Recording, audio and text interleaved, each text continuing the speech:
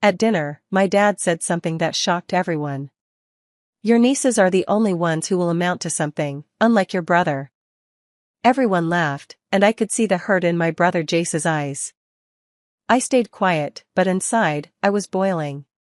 Stick with me while I share my story, and if it touches you, don't forget to support our channel by hitting that subscribe button, dropping a like, and sharing it with the people you care about.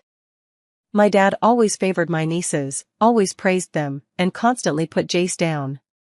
He even hinted that Jace would get nothing from the family inheritance. Seeing him shrink under my dad's words broke my heart. I couldn't let this continue.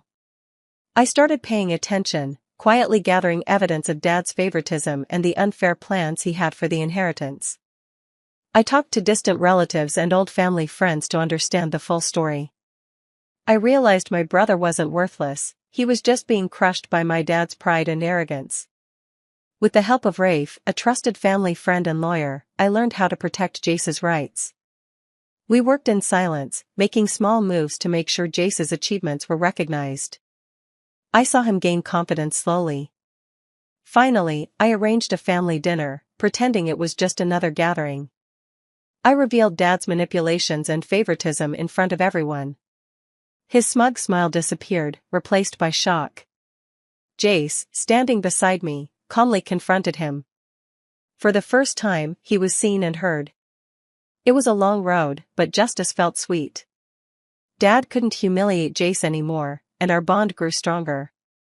We finally reclaimed our dignity, and I learned that standing up for someone you love can change everything. Even before that dinner, I noticed how unfair my dad could be. At every family event, he praised my nieces loudly, making them feel like the center of attention. Meanwhile, Jace sat quietly, often ignored, and I could see the sadness in his eyes. Whenever I tried to speak up or share my thoughts, he brushed me off, like my opinions didn't matter at all. It hurt, but I learned to stay silent and watch. Jace, my younger brother, was the opposite of loud or demanding.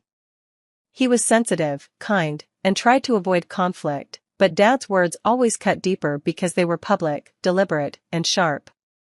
Birthdays, holidays, and even casual Sunday dinners became exercises in humiliation for him. Dad would compare him to my nieces, pointing out every small mistake, making sure everyone heard. Even distant relatives seemed to enjoy watching him struggle to defend himself, laughing at his awkwardness. Over time, these gatherings became predictable. I could sense Jace's anxiety building the moment Dad arrived, and he would shrink into the corner, trying to disappear.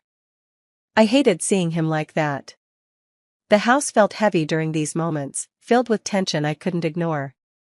The way my dad treated us wasn't just unfair, it was cruel. He treated Jace like he didn't deserve respect or encouragement, while my nieces were celebrated for everything, no matter how small. I began noticing patterns in his behavior, little details showing he enjoyed having the power to humiliate, to decide who mattered and who didn't. Even as a silent witness, I felt a growing need to protect my brother. I couldn't change the past, but I could see that things had to be different. Watching him endure it all planted a seed in me. One day, I would make sure Jace got the respect and recognition he deserved. One afternoon, while looking through some old papers in the study, I stumbled upon a letter tucked away in a drawer. The handwriting was unmistakable, my dad's. My heart sank as I read it. He had carefully planned to leave almost everything to my nieces, barely a mention of Jace. It felt like a knife twisting inside me. All the years of favoritism and insults now had a purpose I hadn't fully realized before. He was trying to erase Jace from the family's future entirely. I stared at the paper, disbelief and anger bubbling up. How could he think it was fair to treat my brother like this after everything he had done for the family? I wanted to confront him immediately, but something stopped me. The betrayal ran too deep, and I knew this wasn't something that could be solved with anger alone. I needed a plan, but my mind raced with guilt. Guilt for not noticing sooner, guilt for not standing up for Jace every single time, and guilt for feeling powerless. Tears blurred my vision as I thought about Jace. He didn't deserve this. He didn't deserve to be left out of the future he had every right to. My chest ached seeing the injustice laid bare in that single letter. At the same time, a spark of determination ignited inside me. If my dad thought he could quietly decide Jace's fate, he had another thing coming. I wouldn't let him destroy my brother's life, and I wouldn't let him control what was rightfully his. That moment changed everything. The betrayal wasn't just about money, it was about respect, fairness, and family. I realized I had to act carefully, strategically, and with all my heart to make sure Jace didn't lose what was his. After discovering the letter, I noticed Jace retreating further into himself. He barely spoke at home, avoided eye contact, and seemed to carry a heavy weight everywhere he went. I could see him questioning his value, wondering if he was ever going to amount to anything in his father's eyes. He stopped pursuing the opportunities he once loved. Even small achievements were met with doubt and hesitation. Jace started taking odd jobs, work that barely paid and left him exhausted. Each shift seemed to shrink his confidence a little more, as if he were fading from the life he deserved. It was heartbreaking to watch. I followed him silently, seeing the pride in his shoulders crumble under the constant pressure from our father. Every menial task reminded him of the ridicule he had endured, and it was as if my dad's words were echoing in every corner of our home. Even friends he once trusted noticed the change. Invitations were declined, calls went unanswered, and the bright, kind person I knew was slowly disappearing. I felt helpless, wishing I could lift the burden from his shoulders, but I also knew he needed more than comfort, he needed justice. One night, I found him sitting alone on the porch, staring at nothing. His face was hollow, and his hands trembled slightly from exhaustion and worry. I realized that this wasn't just sadness, this was defeat. My heart ached for him, and I knew if I didn't act soon, the man I loved as my brother might vanish entirely beneath our father's cruelty. That moment cemented my resolve. I couldn't let him suffer in silence. I had to find a way to restore his confidence and protect him from the harm that had taken root in our family. Watching Jace struggle every day broke something inside me. I realized that staying quiet wasn't helping anyone. I couldn't sit back while my own family crushed him under their expectations and cruelty. That night, I made a choice. I would no longer allow my father's favoritism and manipulation to dictate our lives. Alone in my room, I thought about everything I had seen, everything I had learned, and every unfair word that had been thrown at Jace. My heart burned with frustration, but I also felt clarity. If I wanted change, I had to be smart, patient, and precise. I had to turn the tables without letting anyone suspect. I began to picture a plan. It wasn't about revenge for anger's sake, it was about fairness, about showing my father the harm he had caused and ensuring Jace could reclaim what was rightfully his. I thought about how I could gather evidence, how I could expose the hidden truths, and how I could make sure that the injustice didn't continue. I knew I couldn't rush it. Every move had to be calculated. I imagined subtle ways to redirect attention, ways to protect Jace, and ways to reveal the truth when the time was right. Each idea gave me a spark of hope, a sense that maybe we weren't powerless after all. As I sat there, I felt a strange mix of fear and determination. Fear because my father was cunning, and determination because my love for Jace was stronger than any obstacle. I promised myself that I would fight this quietly but firmly, and I would make sure that my brother finally had a chance to stand tall, free from humiliation. That night, I made a silent vow. I would not fail him, and I would make things right, no matter what it took. I knew I needed proof if I wanted to challenge my father's unfairness. Quietly, I began collecting everything I could find, letters, old receipts, and documents that showed how he always favored my nieces. Every note and record painted a clearer picture of his hidden schemes. I also reached out to distant relatives I rarely spoke to, people who had witnessed the family dynamics over the years. Their memories confirmed what I suspected. My father had a long history of manipulating situations to his advantage, often at the expense of Jace. Some even shared stories of financial decisions he had made secretly, benefiting only those he preferred. Old family friends became another valuable source. They were careful with their words, but I could sense their agreement with my observations. Some had tried to warn Jace in the past, only to be dismissed or ignored. Listening to them, I realized the extent of my father's control. and how cleverly he had hidden his bias for years. As I pieced everything together, a strategy began forming in my mind. I carefully documented each detail, knowing that timing and presentation would be everything. Every step required patience. One wrong move could alert my father and ruin everything I was building. With each discovery, my confidence grew. I felt a sense of power I hadn't had before. I wasn't just reacting to injustice anymore, I was preparing to confront it. I could see patterns in my father's behavior, predict his next moves, and find the gaps where I could intervene. By the time I finished my initial investigation, I had more than just evidence, I had a plan. A quiet, calculated approach that would expose the truth, protect Jace, and finally give us a chance to reclaim what was ours. While gathering information, I realized I couldn't handle everything alone. I needed guidance from someone who understood both family dynamics and the law. That's when I turned to Rafe, an old family friend who had once practiced law. Unlike others, he didn't dismiss my concerns, he listened carefully and believed in what I was saying. Rafe explained how my father had structured the inheritance and pointed out weaknesses that could work in Jace's favor. He showed me legal pathways I hadn't considered and how to document things properly to ensure our position was strong. Every conversation with him clarified the steps I needed to take and gave me a sense of direction I had been missing. More than just legal advice, Rafe offered encouragement. He recognized my determination and reminded me that I wasn't overreacting or being unfair. Hearing someone validate my feelings and strategy for the first time was a relief. I felt lighter, as if a weight I had been carrying alone was finally shared. Working with Rafe also taught me patience. Every move had to be deliberate, every piece of evidence carefully presented. He helped me see the bigger picture, that the fight wasn't about revenge but about justice and fairness. For the first time, I felt confident. I had someone in my corner who understood the stakes and who trusted me to make the right choices. With Rafe's guidance, I began turning my ideas into a structured plan. It was still risky, but knowing I wasn't alone gave me courage I hadn't known I had. That day, I realized that having the right ally could make all the difference. With Rafe's support, I wasn't just preparing to challenge my father, I was preparing to protect Jace and secure what was rightfully his. Once I had a plan and Rafe's guidance, I began taking careful steps to shift the balance in our favor. I started quietly redirecting important documents so my father's secret decisions couldn't take effect immediately. No one noticed, but each small adjustment weakened his control. At the same time, I made sure Jace's achievements were noticed by others.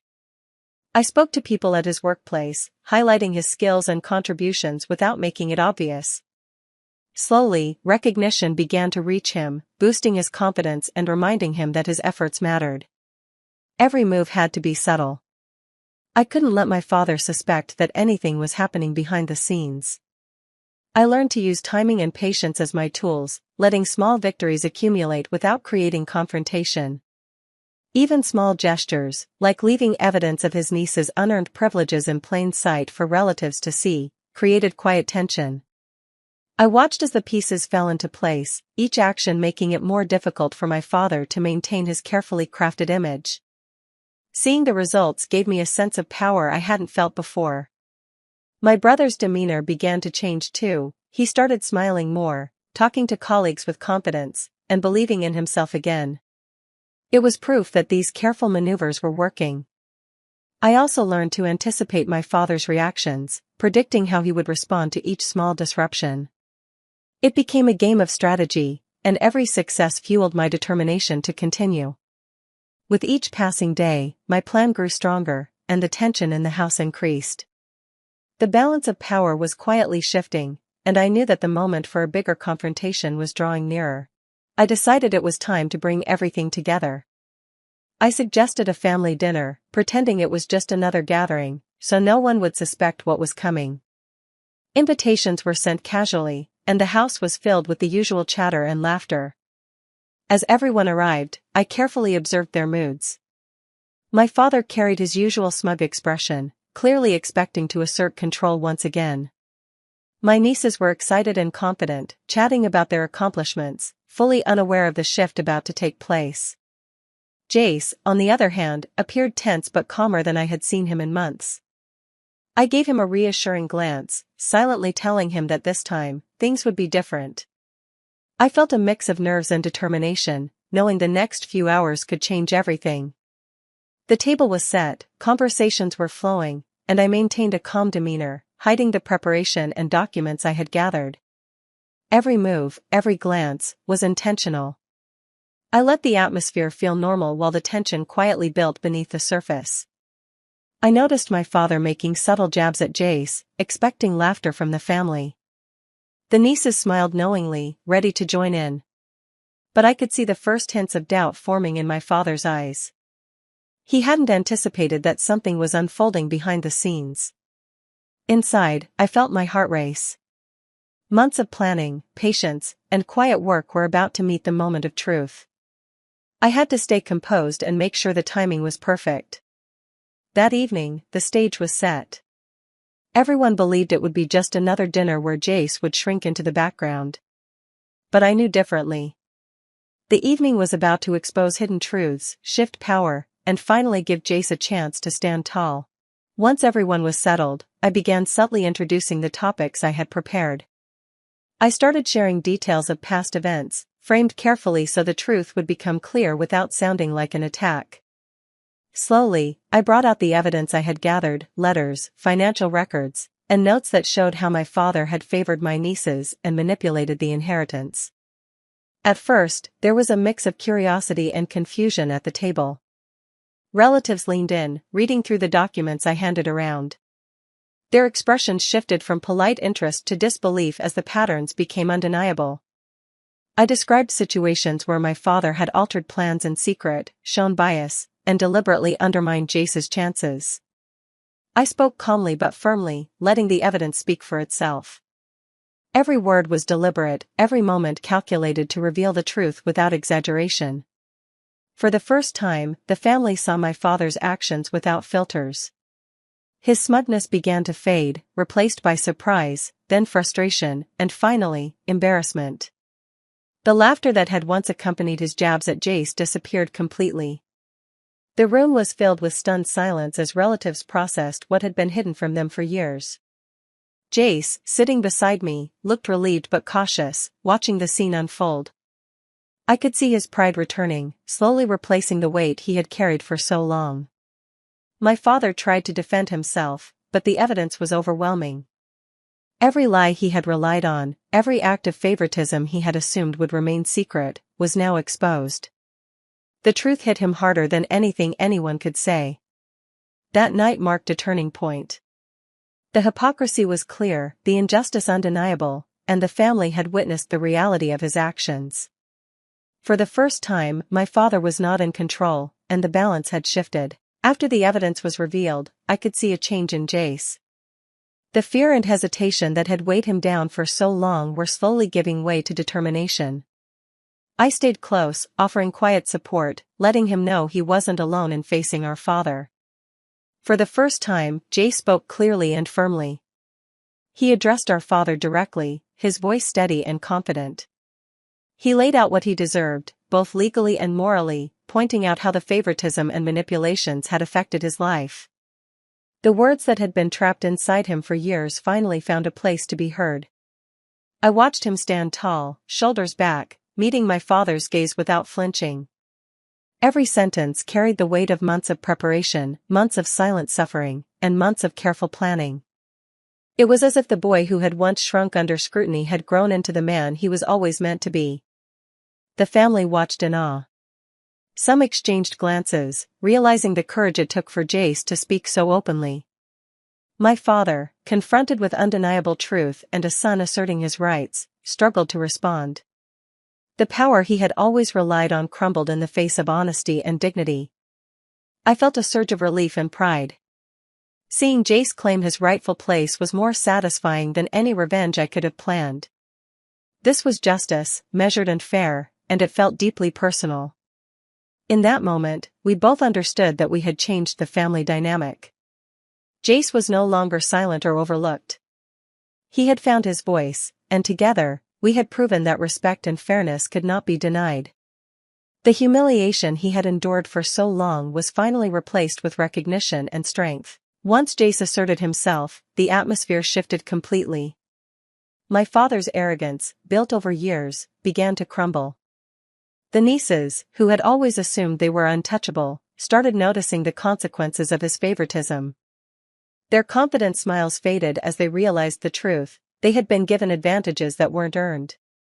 I made sure that every decision moving forward reflected fairness. The inheritance was carefully reviewed, ensuring that Jace received what was rightfully his, and nothing was left to chance. I guided conversations, quietly reminding everyone that merit and honesty had to be valued above favoritism or pride. It was important to me that this victory didn't turn into cruelty. I wanted justice, not humiliation. My goal was not to punish my nieces harshly, but to help them see the impact of my father's choices and understand the importance of fairness. Relatives began acknowledging Jace's accomplishments openly. The discussions that had once centered only on my nieces now included him, and his contributions were recognized and celebrated. The balance in the family, once tipped heavily toward favoritism, finally felt restored. Seeing the changes unfold gave me a profound sense of relief. Years of careful observation, planning, and patient action had finally paid off. My father, while still proud and stubborn, could no longer impose his biases without scrutiny. The sense of justice was quiet but powerful. Betrayal had been addressed, and fairness was restored. Jace's dignity returned fully, and the family dynamic began to heal. I felt satisfied knowing that our actions had corrected long-standing wrongs without unnecessary bitterness. That day, I realized that true strength didn't come from anger or revenge, it came from patience, strategy, and protecting the people you love. After everything had settled, I found a quiet moment to reflect on what had happened. The journey had been exhausting, but it taught me the meaning of resilience. Watching Jace reclaim his place in the family reminded me that loyalty and love can overcome even the deepest betrayal. I thought about how long we had endured the unfairness, and how small, careful actions had gradually shifted the balance. It showed me that courage doesn't always roar, it can be steady, patient, and thoughtful. Standing up for someone you care about, even when the odds seem impossible, restores more than just fairness, it restores dignity. Jace and I shared a quiet understanding after the confrontation. We had both changed. He had discovered his own strength, and I had learned the power of persistence and careful planning. Together, we had faced the consequences of our father's choices and navigated the path toward justice without letting bitterness control our actions. The family, now aware of the truth, began to rebuild relationships on more honest terms. Conversations that had been strained or absent started again with mutual respect. It was clear that the lessons of fairness and accountability had reached everyone. Looking forward, I felt hope for the future. Jace was no longer weighed down by doubt or humiliation, and I knew we could face whatever came next with confidence. Our bond had grown stronger through this ordeal, and we were ready to live without fear of manipulation or favoritism. I realized that confronting betrayal is never easy, but it is necessary. It allows those who are oppressed to reclaim their voice, and it reminds others that actions have consequences. In the end, we had turned a painful experience into a story of courage, justice, and renewed hope. Do you think I did the right thing by standing up to my dad and protecting Jace, or should I have handled it differently? I'd love to hear your thoughts. Subscribe and hit the bell for more stories.